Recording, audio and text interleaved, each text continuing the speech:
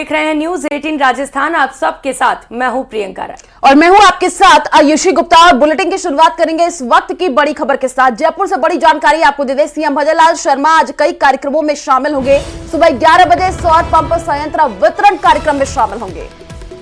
तो राज्य कृषि अनुसंधान केंद्र दुर्गापुरा पर कार्यक्रम का आयोजन होने वाला है, जहां पर मुख्यमंत्री भजनलाल शर्मा शिरकत करेंगे। 3 बजे पीएम स्वराज पोर्टल का शुभारंभ करेंगे और मेगा ऋण मेले का भी आयोजन किया जाएगा। प्रधानमंत्री नरेंद्र मोदी वर्चुअली कॉन्फ्रेंस के जरिए शुभारंभ करेंगे। तो किसानों को पीएम कुसुम सौर पंप संयंत्र स्वीकृति पत्र भी जारी करेंगे। ये बड़ी जानकारी आपको दे रहे हैं। और सीएम भजनलाल शर्मा आज कई कार्यक्रमों में शामिल होने वाले हैं। 11 बजे सौर पंप संयंत्र वितरण कार्यक्रम में शामिल होंगे।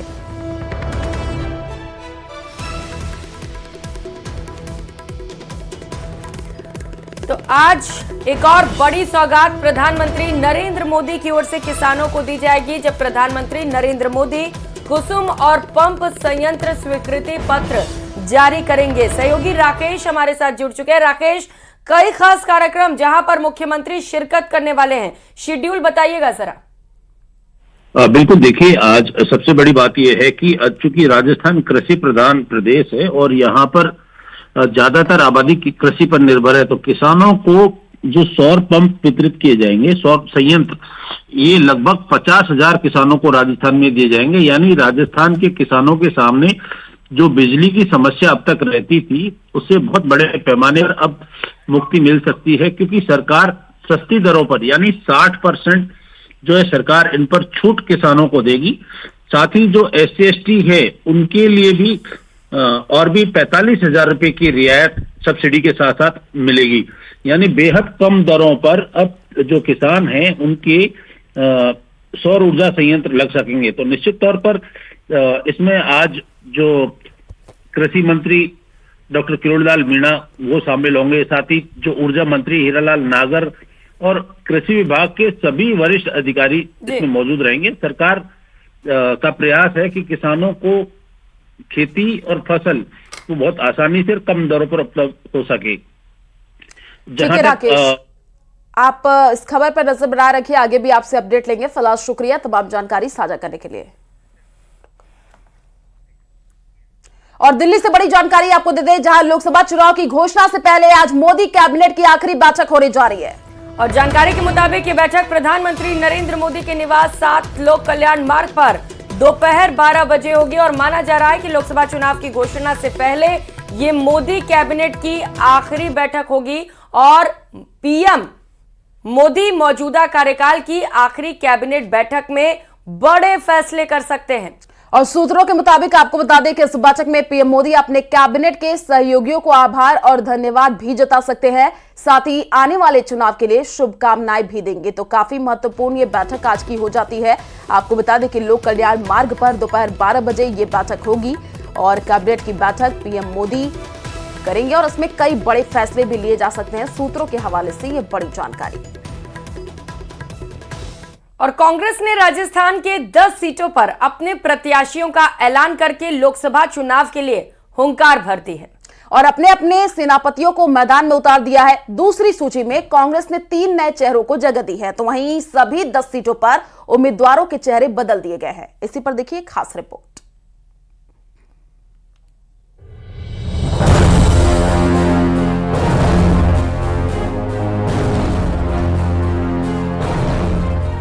कांग्रेस की दूसरी लिस्ट का एनालिसिस। 10 सीटों पर कांग्रेस ने बदले प्रत्याशी, 3 सीटों पर मौजूदा विधायक को दिया टिकट, 3 नए चेहरों पर भी कांग्रेस ने खेला दांव। लोकसभा चुनाव के लिए कांग्रेस ने दूसरी लिस्ट जारी कर दी है। कांग्रेस की दूसरी लिस्ट में 6 राज्यों से 43 नामों की घोषणा की गई है। राजस्थान में कांग्रेस ने 10 सीटों पर उम्मीदवार घोषित किए हैं। बीकानेर से गोविंद राम मेघवाल, चूरू से राहुल कसवां, झुंझुनू से ब्रिजेंद्र ओला, अलवर से ललित यादव, भरतपुर से संजना जाटव, टोंक से हरीश मीणा, जोधपुर से करण सिंह उचारडा, जालोर सिरोही से वैभव गहलोत, उदयपुर से ताराचंद मीणा और चित्तौड़गढ़ से उदयलाल आंजना को टिकट दिया गया है।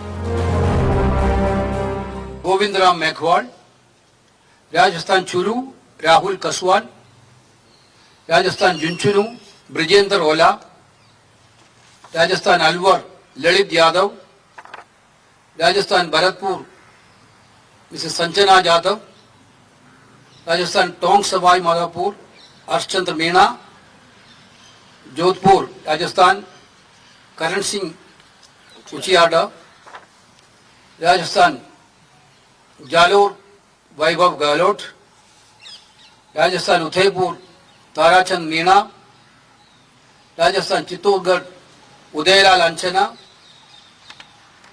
उत्तराखंड तेहरी गढ़वाल जोत सिंह गुनसोला।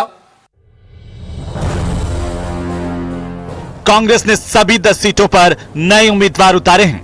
पिछली बार के किसी उम्मीदवार को सेम सीट पर टिकट नहीं दिया गया। 10 सीटों पर कांग्रेस ने बदले उम्मीदवार। बीकानेर से मदन गोपाल की जगह गोविंद राम मेघवाल को टिकट, चूरू से रफीक मंडेलिया की जगह राहुल कसवां को टिकट, झुंझुनू से श्रवण कुमार की जगह ब्रिजेंद्र ओला को टिकट, भरतपुर से अभिजीत जाटव की जगह संजना जाटव को टिकट, टोंक से नमो नारायण मीणा की जगह हरीश मीणा को टिकट, उदयलाल आंजना को चित्तौड़गढ़ से टिकट दिया गया। पिछली बार जालोर सिरोही से उदयलाल लड़े थे। वैभव गहलोत को इस बार जालोर सिरोही से टिकट दिया है। पिछली बार वैभव गहलोत जोधपुर से लड़े थे चुनाव। कांग्रेस ने 3 सीटों पर मौजूदा विधायकों को टिकट दिया है। झुंझुनू से विधायक ब्रिजेंद्र सिंह ओला, टोंक सवाई माधोपुर से हरीश मीणा और अलवर से ललित यादव को मैदान में उतारा गया है। तो वहीं कांग्रेस की इस लिस्ट के साथ ही बीजेपी से 8 सीटों पर फाइट तय हो गई है। बीकानेर में कांग्रेस के गोविंद राम मेघवाल का मुकाबला बीजेपी के अर्जुन राम मेघवाल से होगा, तो चूरू से राहुल कसवां का मुकाबला बीजेपी के देवेंद्र झाझड़िया से होगा। अलवर से ललित यादव का मुकाबला बीजेपी के भूपेंद्र यादव से होगा। वहीं भरतपुर से संजना जाटव का मुकाबला बीजेपी के राम स्वरूप कोहली से होगा। जालोर सिरोही से वैभव गहलोत का मुकाबला लुम्बाराम चौधरी से होगा। उदयपुर से ताराचंद मीणा का मुकाबला बीजेपी के मन्नालाल रावत से होगा। चित्तौड़गढ़ से उदयलाल आंजना का मुकाबला बीजेपी के सीपी जोशी से होगा, जबकि जोधपुर के करण सिंह उचियारडा का मुकाबला बीजेपी के गजेंद्र सिंह शेखावत से होगा। कांग्रेस ने पूर्व आईएएस अधिकारी ताराचंद मीणा को नए चेहरे के तौर पर उदयपुर से टिकट दिया है। भरतपुर से नए युवा चेहरे के तौर पर संजना जाटव को मैदान में उतारा गया, तो वहीं जोधपुर से राजपूत चेहरे के तौर पर कांग्रेस नेता करण सिंह उचियारडा को टिकट दिया गया है। कांग्रेस की इस लिस्ट में यह साफ है कि पार्टी ने दिग्गज नेताओं से किनारा किया है, लेकिन उनके बेटों को टिकट देकर उन्हें संतुष्ट करने की कोशिश की है। Bureau report, news 18 Rajasthan.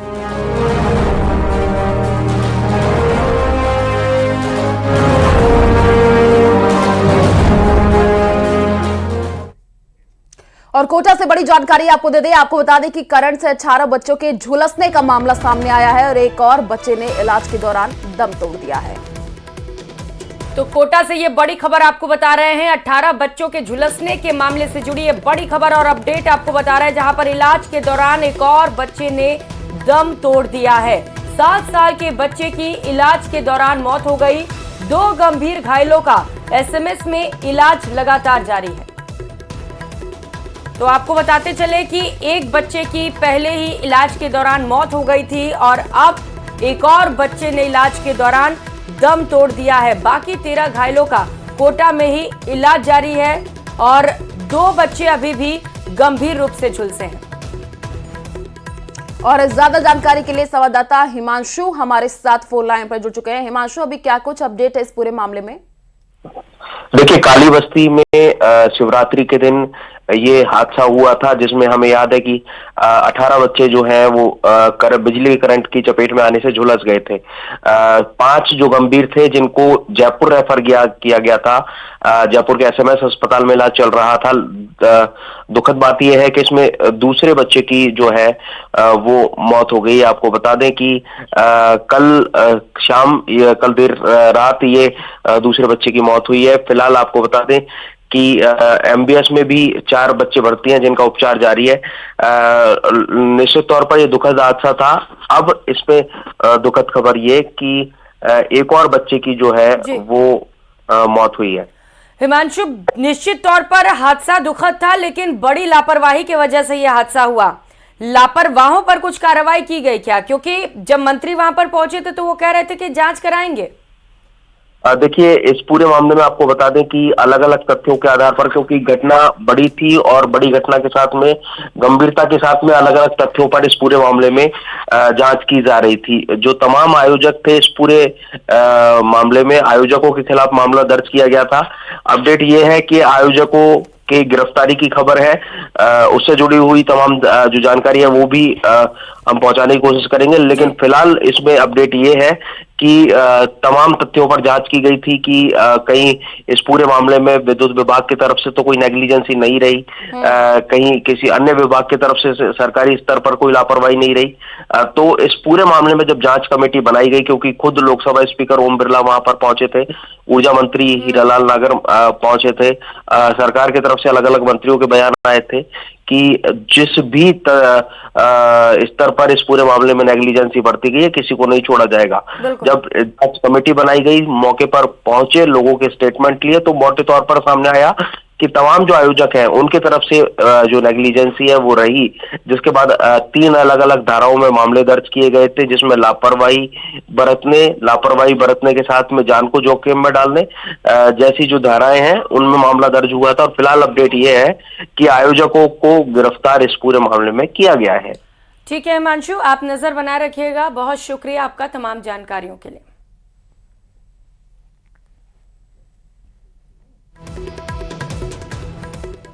तो एक और दुखद खबर सामने आ रही है। जब शिव यात्रा के दौरान शोभा यात्रा में 18 बच्चे झुलसे थे, सभी का इलाज किया जा रहा था। एक बच्चे ने पहले ही दम तोड़ दिया और खबर ये निकलकर सामने आ रही है कि एक और बच्चे ने दम तोड़ दिया।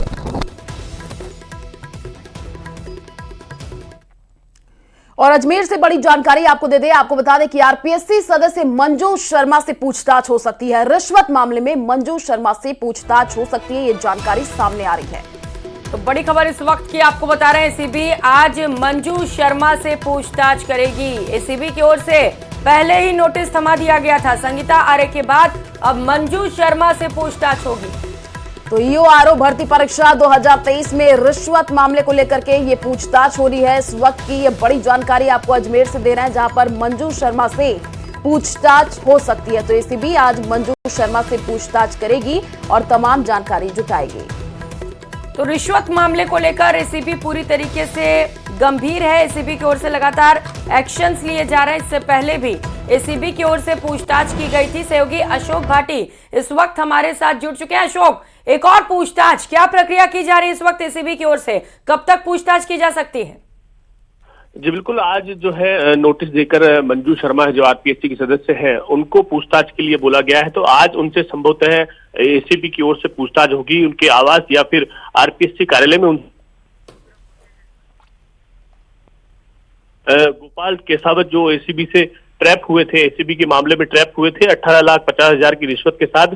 इस मामले में परिवादी ने 2 सदस्यों के नाम भी जो है दर्ज कराए थे। उसी मामले में आज जो है मंजू शर्मा से भी पूछताछ हो सकती है। कल जो है इस मामले में संगीता आर्य से पूछताछ हुई और पूछताछ में उन्होंने अपना जो बयान है वो दर्ज कराया था। इस दौरान उन्होंने अपना बेबाकी से बयान दर्ज कराया, लेकिन एसीबी की ओर से जो सवाल पूछे गए थे उनके जवाब उन्होंने स्पष्ट रूप से नहीं दिए हैं। तो इसी मामले में आज जो है मंजू शर्मा जी से पूछताछ होनी है। उनसे किस तरह की पूछताछ होगी वो एसीबी आज पूछताछ करेगी। इसमें केसावत से जो भ्रष्टाचार का जो मामला था उस संबंध में पूछताछ होनी है, किस तरह से इनका रुख था और इनका क्या कहना है।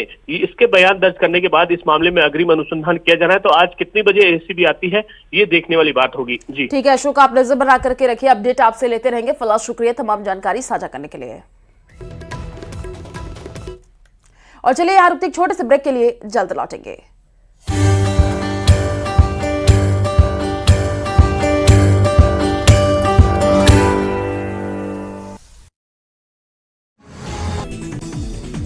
कांग्रेस की दूसरी लिस्ट जारी, जिसमें बीकानेर से गोविंदराम मेघवाल को दिया गया टिकट। राजस्थान की 10 सीटों पर कांग्रेस ने प्रत्याशी उतारे। जालोर सीट से वैभव गहलोत चुनाव लड़ेंगे।